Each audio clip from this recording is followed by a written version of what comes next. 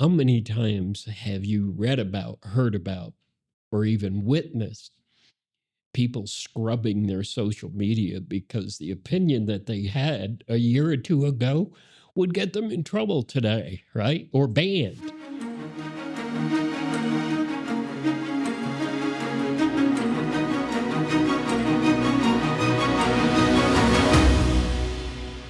Welcome to Shaping the Basin. I'm here today with Joe Spendolini. Joe is well known in the community, but he is the chair of our Government Affairs Committee, among other things. Thanks for being here.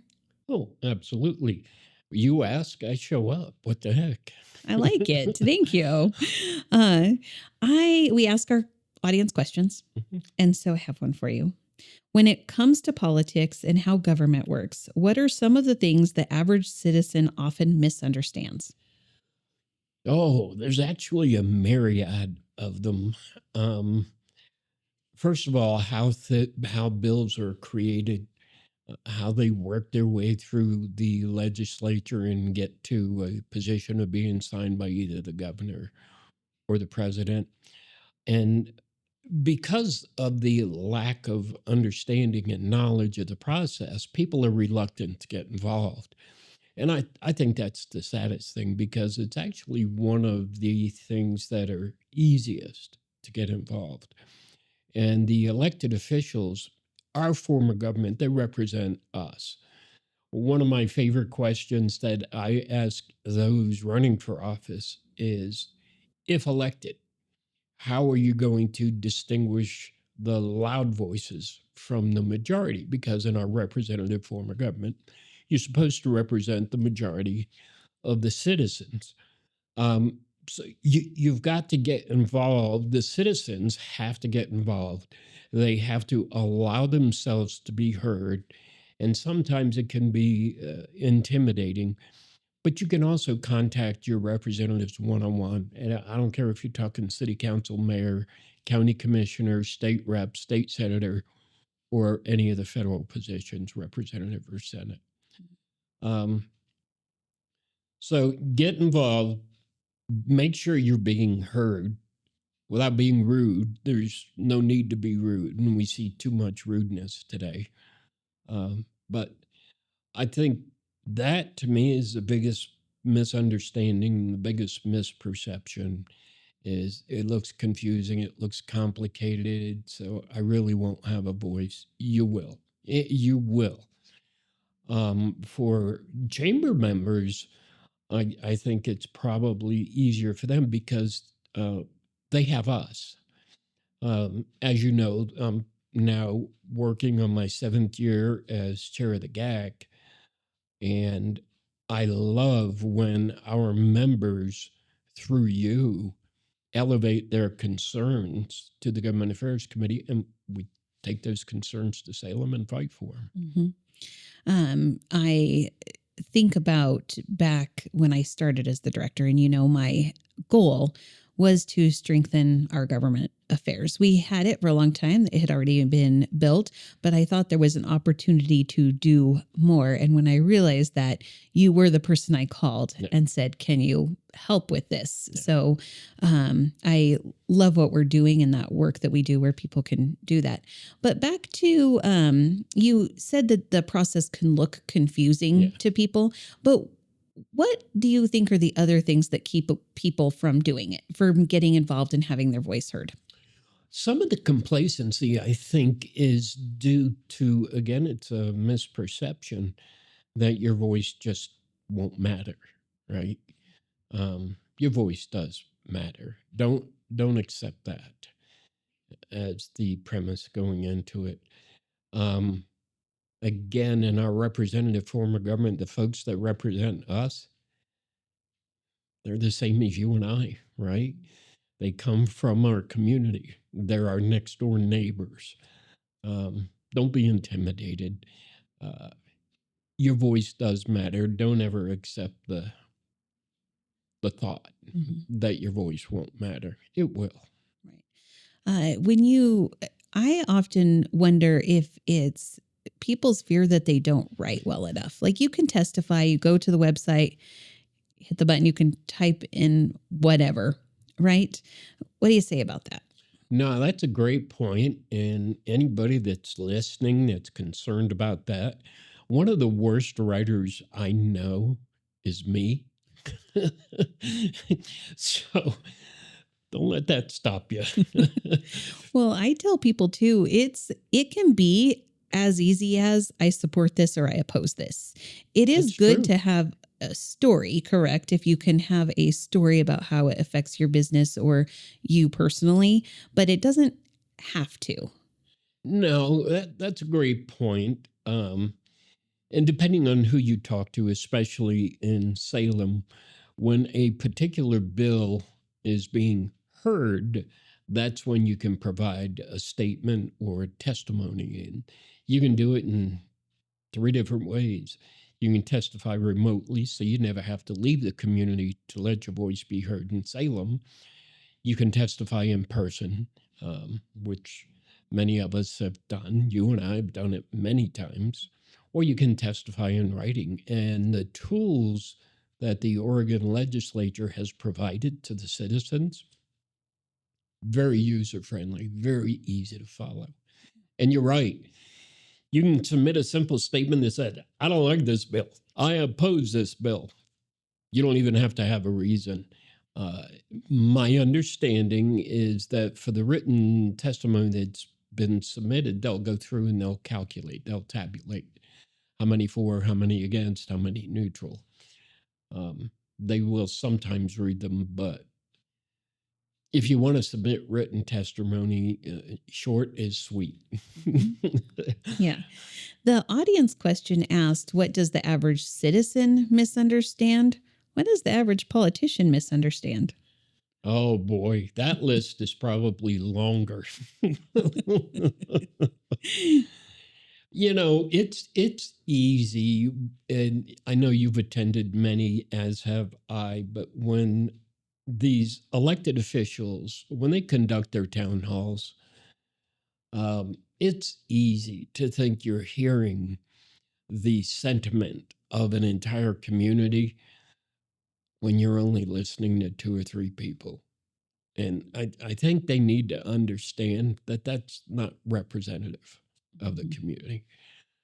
Often they get detached from those that they represent, those of us that they represent. There's a lot of demands placed on these elected officials. Some of them are politicians. Some of them are elected representatives. And I'm making a distinction between how they conduct themselves. I know you know that. But it's easy for an elected official to lose touch with the people that they're supposed to represent if they're not entrenched, if they're not involved, if they're not constantly open to hear from the citizens within their district or within their state. Um, I, I I think that's probably the biggest thing. You and I have been to Salem many times. We have met with, well, the last trip it was almost 60 or just over 60, and there's only 90 people that represent every district in this state. We're not the only ones trying to meet with them. So they can meet with people and lobbyists from all across the state and get a completely different picture than what we as their constituents would like them to have. And again, I think that's another reason why it's important to let your voice be heard. You want to make sure they know you're in their district. These are our concerns. Yes, you're going to get visited, and we typically get 10 minutes, 15 minutes because the demands on their time are so high when the legislature's in session. But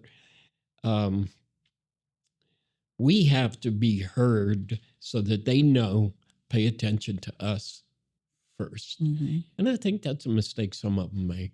The caucus, whether it's a Republican or Democrat caucus, and these are the elected officials that represent or registered within the same party. They'll get together, they'll meet, and they'll vote on some of the big issues.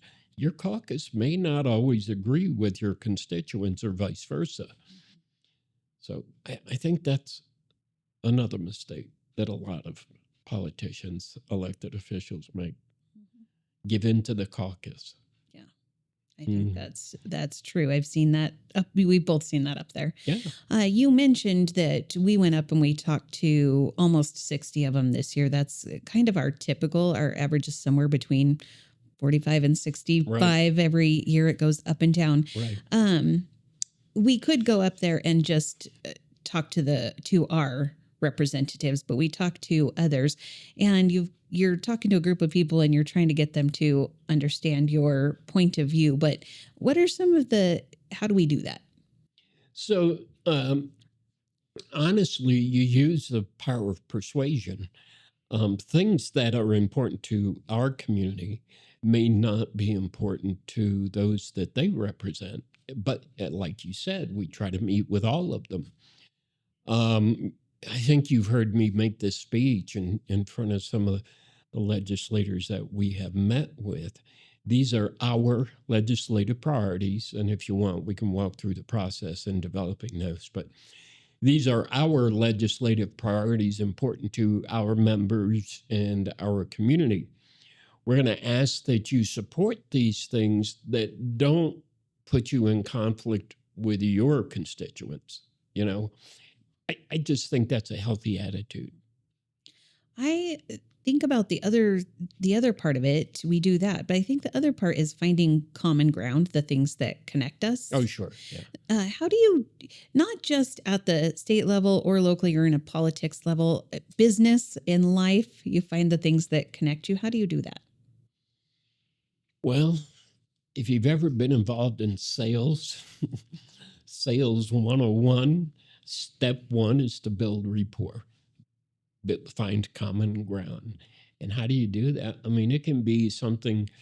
There is a very influential, I'm just going to use this personal example to explain it.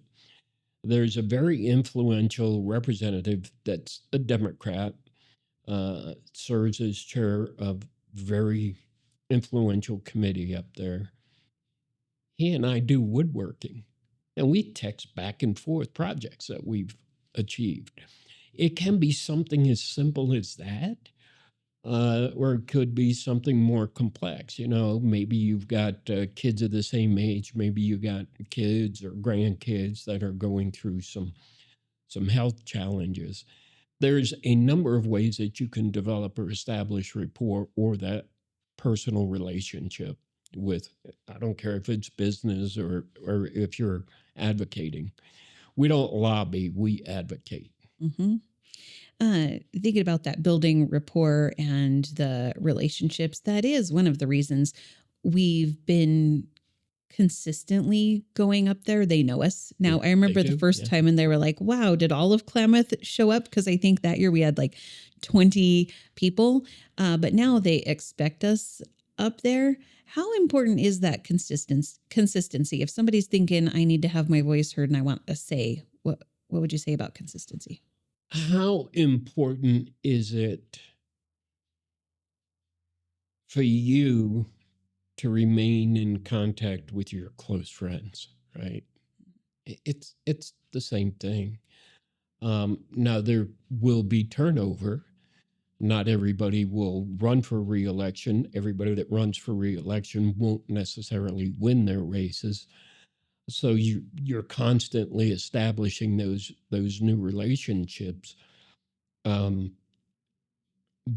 if you use persuasion and don't come across forcefully, that helps. It'll help maintain those relationships that you've established. And then you go back to the fundamentals, selling 101, establish rapport, look for common ground with everybody that's new that you don't have a relationship with. And you just constantly do that. And it's funny because, yes, there's 90 and they all have at least 2, some of them 3 staff. So you're not talking about thousands of people that you're trying to establish a relationship with. typically when we're in that building, the word gets around. And we'll have representatives come up to, or senators come up to us in the hallway and say, yeah, I heard you guys were here today. That's when you know you've got a healthy relationship with those that you need to meet with to discuss the priorities important to Klamath, important to chamber members, and you're in the proper position to help them understand and perhaps persuade them to our point of view. Sure. I'm going to move away from politics and government affairs just a little bit. I know it's the thing that we share a passion for, which people think I'm crazy for. It affects every aspect of our lives every day. Yes. So 1000%. But you have an interesting history. You've done a lot of jobs. Talk to us about some of your jobs you've done. Tell us like the top most interesting ones. Holy cow. I've actually had many interesting ones. Many years ago, I did whole home water treatment. So I had to learn a ton of chemistry. That was fascinating to me. 2001, when I first joined the Chamber of Commerce, I was doing staffing for a company owned by Dick Wendt. Also during that time, Dick had me running graphic press as the general manager for that. So I had two of his offices that were involved in staffing, one here, one in Bend, and also general manager of graphic press. That was fascinating. And I think my volunteer work has been at least as interesting. As you know, I served 2 terms as president of the Chamber of Commerce. My first term, we didn't have a military affairs committee. We didn't have a government affairs committee either, but we didn't have a military affairs committee. And I've always been extremely passionate about Kingsley and what they contribute to the community. So I restarted the government affairs committee that hadn't existed for decades within the chamber. And that's, I think, one of the things I'm most proud of when it comes to my 2 terms as president. And that was an interesting process. Junior achievement, that was fascinating. The executive director at the time was Sherry Hutchison. Sherry's well known in the community. And holy cow, she was a fireball. And that thing was so effective and so successful because of her leadership. But yeah, YMCA, tons of volunteer positions here at the Chamber of Commerce.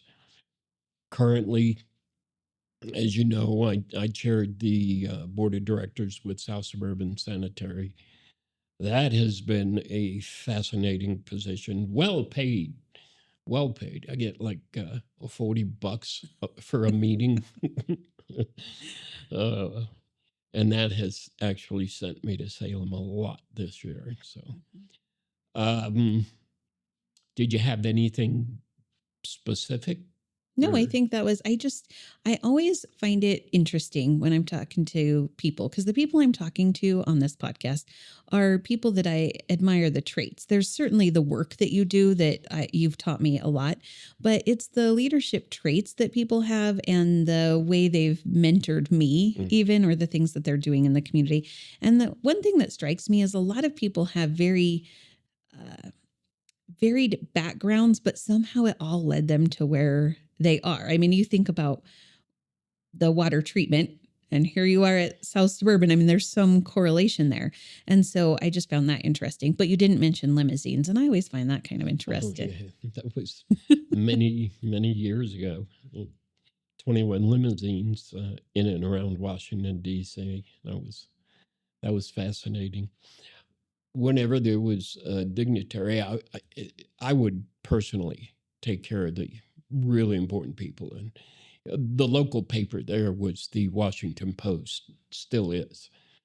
So anybody that was in the paper that was very prominent, they called, I would take care of them. I once got a call from the State Department, they had the entire cabinet of the South Korean government in town, so I had to take them around. Schultz, a couple of astronauts. Oh, yeah, many, many, many. But I think one of the greatest compliments that I've ever received from anybody where they worked with me when I was in a leadership role is that they learned so much from me. I I, I love that. And a good leader is one that does not put themselves in front of everybody else, right? Mm-hmm. A good leader takes great pride in watching people that they've helped along the way grow into their leadership roles. Uh, to me, that's hugely satisfying. Mm-hmm.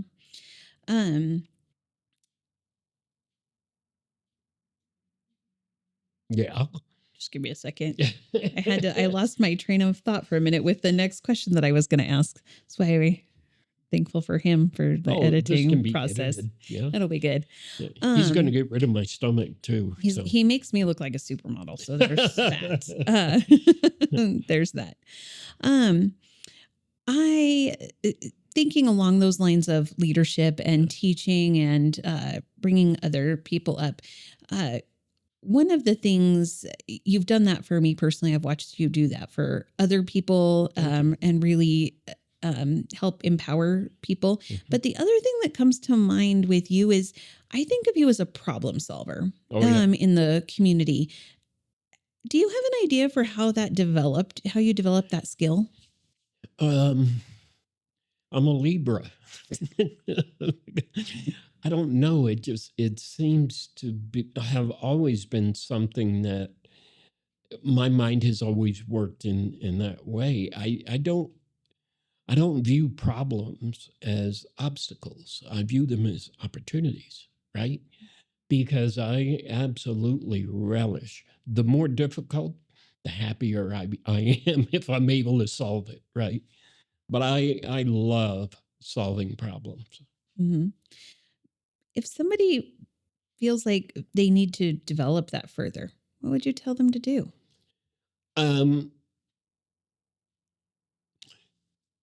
Don't view problems as problems. View them as challenges. If you see a hurdle, don't look at it as a brick wall. Look at it as something that you can develop a strategy to either go through, go over, or go around, right? Whichever strategy you come up with that you think will best benefit. And I look at things that I think will help the community or the chamber when I'm serving for the chamber. For some, for me, it just seemed to come naturally. But I think for others, they can easily develop those skills. Mm-hmm. And it's very rewarding to come up with solutions to issues, to challenges. Mm-hmm. Can you think of a problem you helped solve that you're really proud of? Oh, yeah, raising my kids. That's a great one. I think that's important. I got great kids, a great family. You do. I got to tell you, I don't keep track of them all.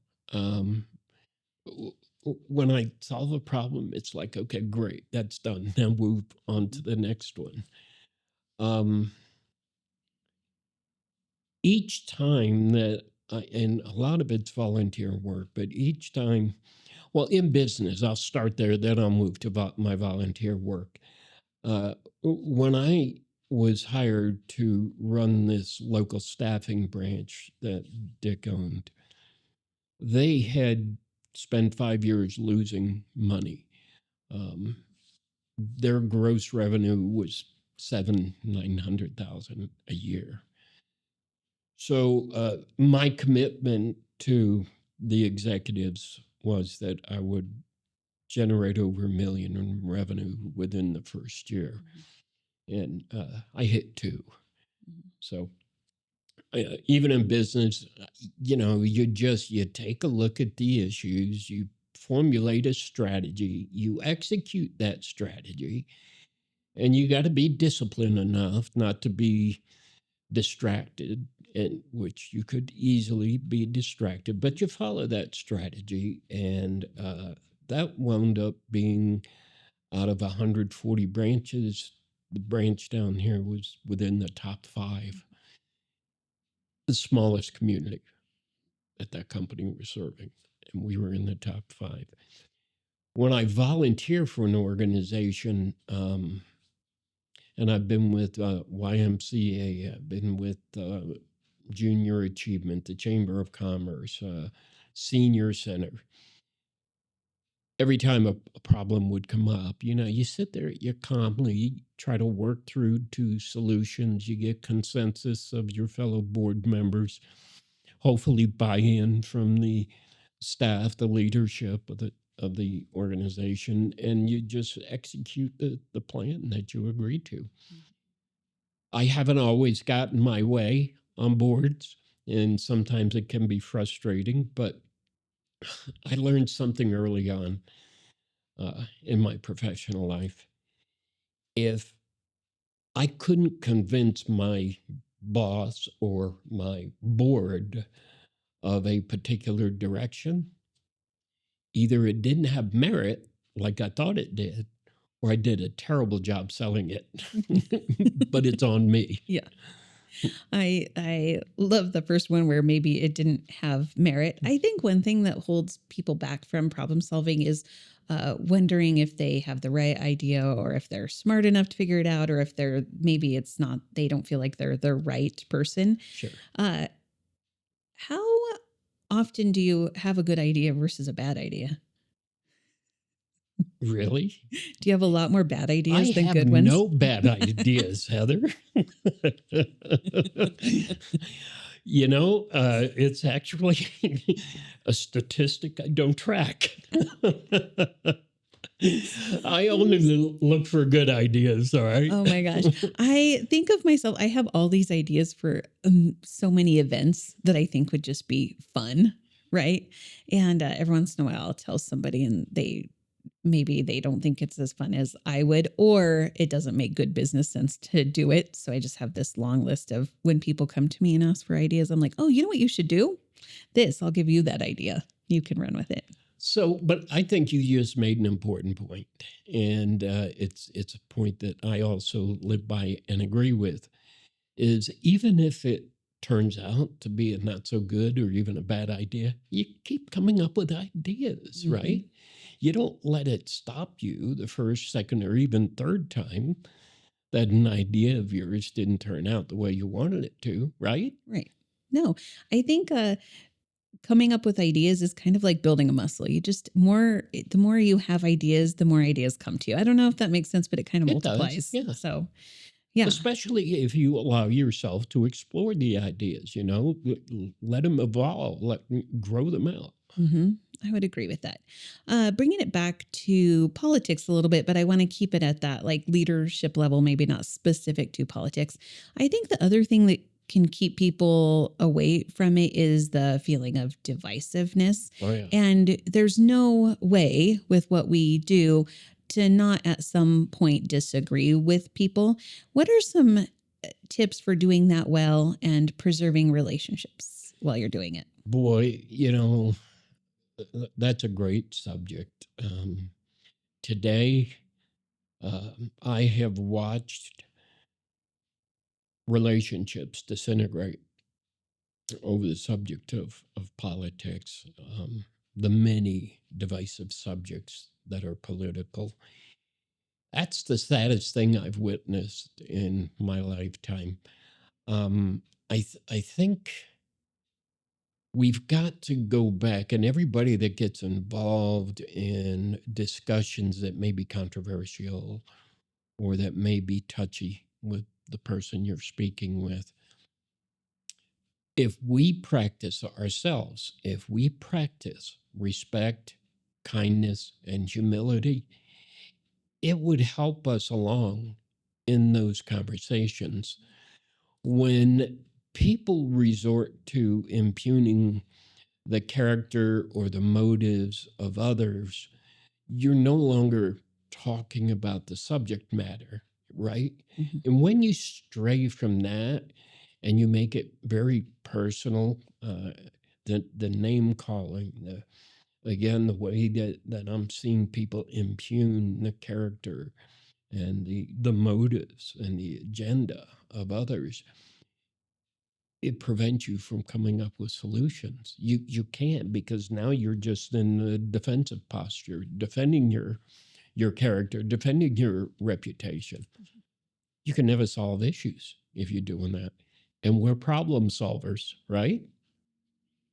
So I don't engage in that. And typically, if a conversation, an important conversation, devolves to those points, I walk away.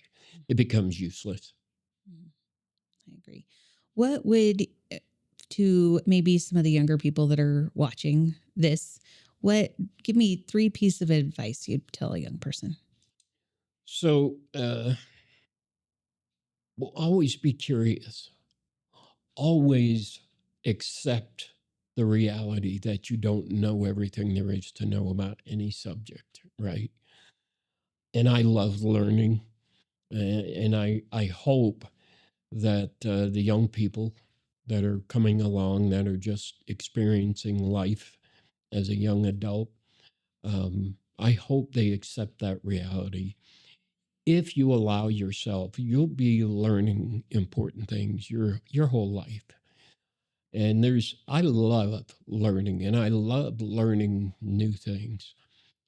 Be respectful, be kind, always leave a conversation, leave a relationship to where the door's open for that person. Even if you have a disagreement with that person, leave the door open so they can come back. This is in particular here in Klamath, this is a small community.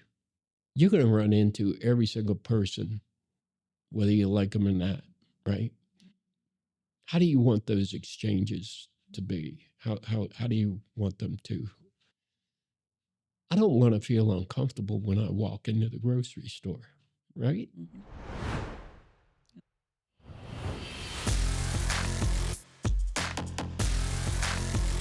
If a picture says 1,000 words, imagine the story. 24 frames a second can tell about your business. 40 Deuce Films.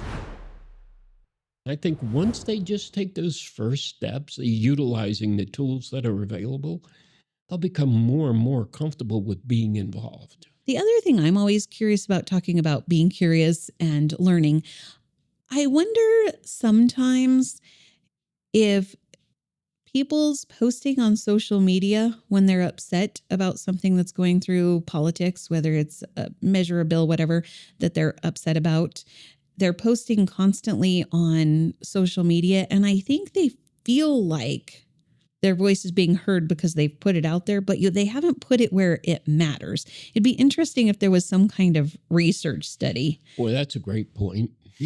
That's a great point. I've watched it. Gun control is one. Okay. I'll see people super upset over a bill that's going through related to gun control. And I have a lot of hunters in my family, and a lot of hunters that are friends. And so my feed on Facebook, for example, is like, it's all that. And then I start posting the link for them to comment on it, to click on that link and say, I support this or I oppose this. And I have, sorry, friends, I'm going to tell some of you what I've done. Sometimes the people that are most adamant, and I've posted that, I'll go back, because you can see who actually testified. I'll go back and look, and none of them do. I'm like, what are you doing? You're so mad about this. You've spent every evening on Facebook posting about it, but you didn't go to the one place that you needed to. That's such a good point. And I will Follow that up with, how many times throughout your life have you changed your opinion? Right? Almost as often as you change your clothes, right? Some of them, yeah. How many times, and let's look at the last 5-10 years, how many times have you read about, heard about, or even witnessed people scrubbing their social media because the opinion that they had a year or two ago would get them in trouble today, right? Or Yes. banned, Right. or canceled, Right. or perhaps they no longer feel that way, Right. right? Well, I think there's something to be said for our opinions evolving. Yeah. Right. I think there's some core values that never change for some of us. That's We're right. always going to feel a specific way about a topic or something. But I think as we are curious and we learn and we respect other people and we're taking in additional information, I think for the most part, our opinions should evolve one way or the other. Maybe not change, but evolve. Yeah. I mean, if the facts that you relied on to formulate that opinion 2 years ago turn out to be different, you should change your opinion, right? Right. It's okay. Don't be Absolutely. embarrassed. Gesundheit. Thanks. I had to cough a little bit. I don't have water in here. And I'm Italian, And you're Italian. not German. Wrong language. No, I think about that pretty often. I just wish people would put more time into doing some of those. They need to be things. more thoughtful. They need to consider, what if my mom read this, right? What if my dad read this? What if my kids read this?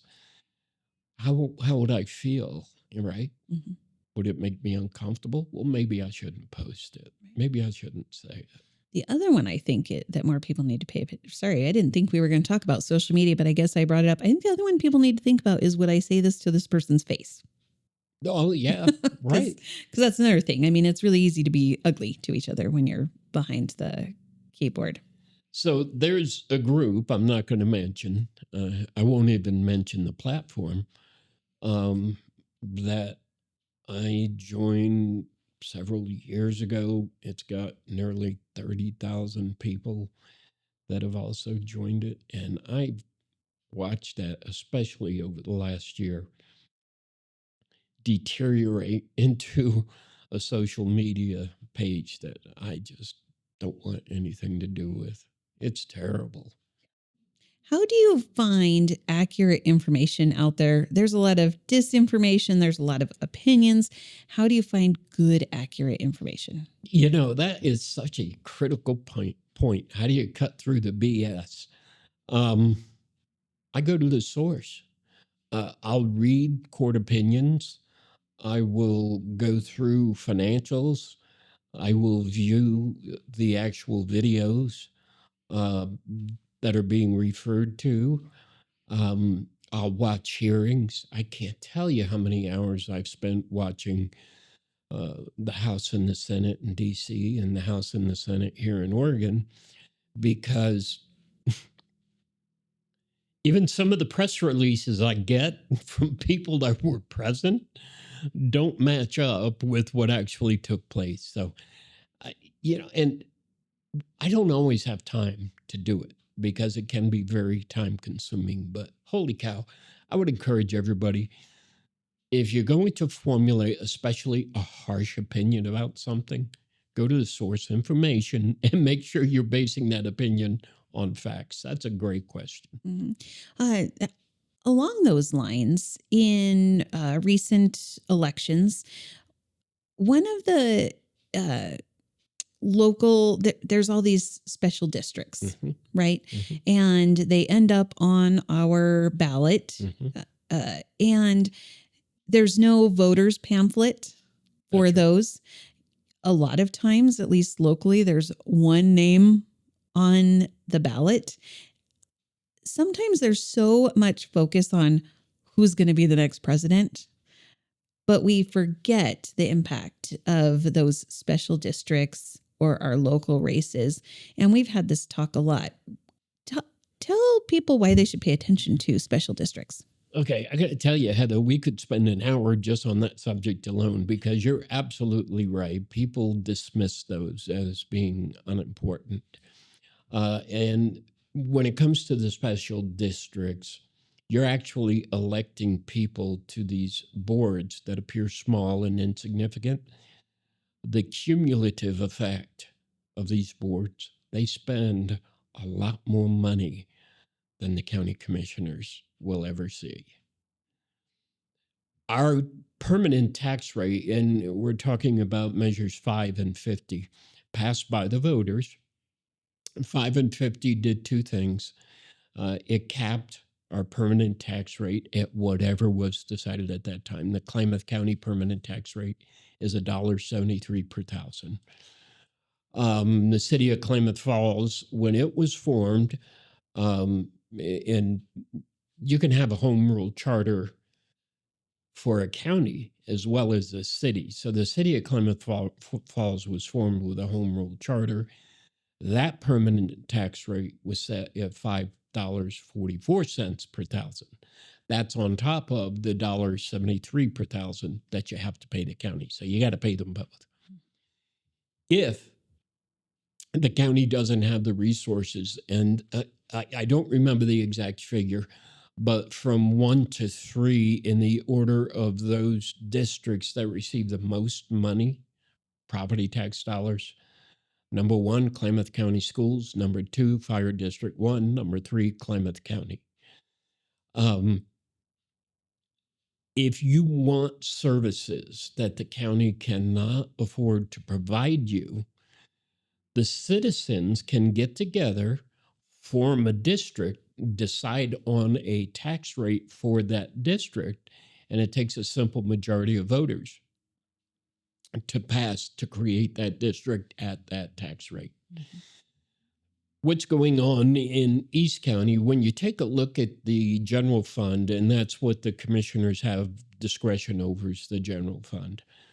When you take a look at the general fund that the commissioners have authority over, the county sheriff takes about 130% of all the revenue that's paid to the county through property taxes. Commissioners have no authority to raise taxes. Zero. Can't do it. Not allowed. So in this case, and you know the issues that we've got up in the jail, I think we were down to a single pod. I think they've since opened 2 pods. We have 3. I think they've since opened 2 pods. But that's how you get the revolving door that we've seen a few times here in Klamath, where a judge will send somebody or set bail for somebody. They go up there and they're just sent back out on the street. So we have to figure out a way as citizens, how do we pay? What are the services that we find most important to us? How do we pay for them? Mm-hmm. Right? It's up to the citizens. We have 16 fire districts in Klamath County. 16. Each one of those fire districts was formed by the citizens. Each one of those fire districts have a different permanent tax rate that the citizens within those districts pay. With the issues between the deficit within county government, and by the way, those taxes are supposed to pay for the district attorney's office, juvenile, I think probation, parole, and the admin of the county. They had to supplement, just for the sheriff's office, $5 million this year in the budget that they passed. Right. So the citizens in the eastern part of the county got together and said, we want law enforcement out here. I've not been involved in that in any way, shape, or form, other than, trying to figure out where the district is, how much they're charging, and how it's going to be administered. So apparently there's citizens in the eastern part of the county that decided we want an elevated level of enforcement patrolling. So we need to form this district at this tax rate, and that is in the hands of the voters. None of the rest of us, unless we live there, will even see it on our ballots. It's only going to go to those citizens that would be affected. Mm-hmm. The other taxing districts, you see it on your ballot every special election, and the special elections are odd years. Mm-hmm. So during the odd years, you'll get your ballot in May, and that's going to be to fill the positions that serve the library district, that serves the sanitary districts, that serves all these small districts that have been created by the citizens for the elevated services they decided they wanted at the time. You'll often see your ballot with the positions listed, no names, because nobody ran. Many of them are determining how millions of dollars of your money are going to be spent. If you want to make sure that your money is being spent responsibly and you've got some desires to lead and get involved, put your name down for one of them. Mm-hmm. It's easy. You can even do it online through the county clerk's office. Mm-hmm. That's great. Well, I'll have to bring you back on because there's a lot we could talk about for sure. But we are at the end of our time. I have 3 fun questions for you at the end. Okay. Just to wrap up, if I gave you $250,000 to spend by the end of the day, what would you do with it? Invest it. I mean, in our community, though. Where would you invest it in our community? I should have clarified. What would you do to make a difference here? Well, I'm a hobby photographer, right? So I would buy all of the equipment that I need that I think would allow me to capture great images. We're blessed in this community. And a lot of people outside the community don't know how blessed we are. I mean, we've got the very first waterfowl refuge in the entire country right here, right? So lots of opportunities for photographs. So I would spend it all locally. I've been to Crater Lake a bunch of times. $250,000.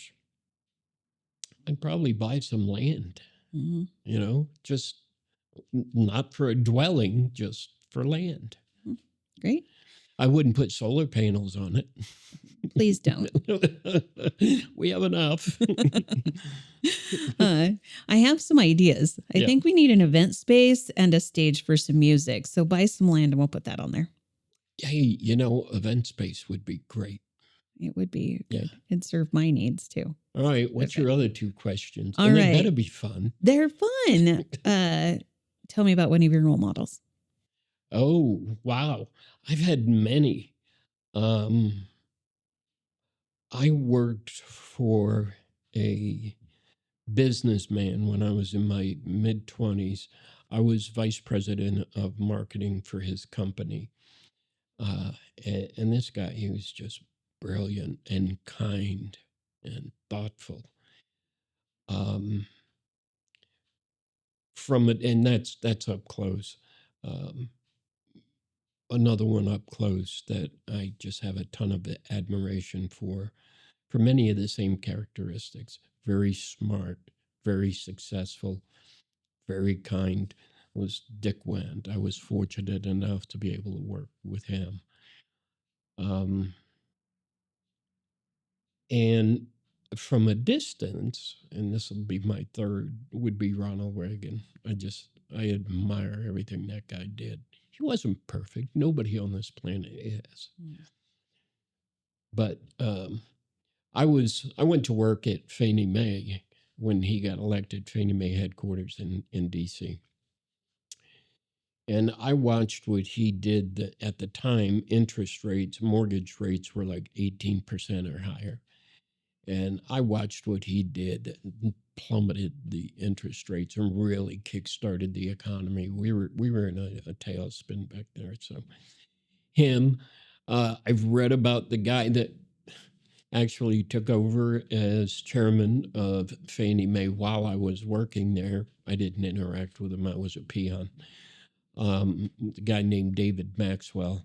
He's featured in the book Good to Great. Brilliant man. So Great. Those are good choices. yeah, thanks. What's something on your bucket list? It's funny. One of my grandkids just got back from the Grand Canyon. Gotta do it. I gotta do You've it. never done it? No. Oh. That in Alaska. I've got to get to Alaska. Mm-hmm. I've got my granddaughter's husband, I guess he'd be my grandson-in-law. He works for Alaska. Okay. So he gets these buddy passes. So he has been dying to fly me up to Alaska. Haven't done it yet. I've just been too busy, but I'm going to do that. And I think we have a couple of people here that are friends of ours that lived and grew up in Alaska. So I'll talk to them and say, okay, let's go. Plot this trip out for me. That's awesome. What should I see? All right. No. Thank you for your time, and thank you to 40 Deuce Films.